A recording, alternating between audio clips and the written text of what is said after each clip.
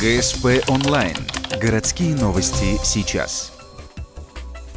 Пятница, 10:00, Сосногорск, сквер участников локальных конфликтов. Ветераны Афгана вспоминают погибших и пострадавших на необъявленной войне. 25 декабря 1979 года границу южного соседа перешли советские войска. Поначалу были введены 3 дивизии, бригада, 2 отдельных полка и несколько частей и авиаподразделений. К 1985 году присутствие армии в Афганистане достигло 108 тысяч человек. Оценки тех событий для некоторых неоднозначны, однако суть осталась актуальной и сегодня.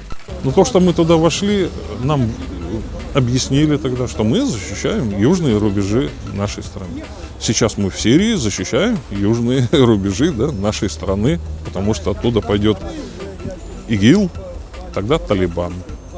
То есть та же террористическая группировка. Практически мы выполняли те же задачи, что и сейчас в Сирии, только более масштабно, более развернуто.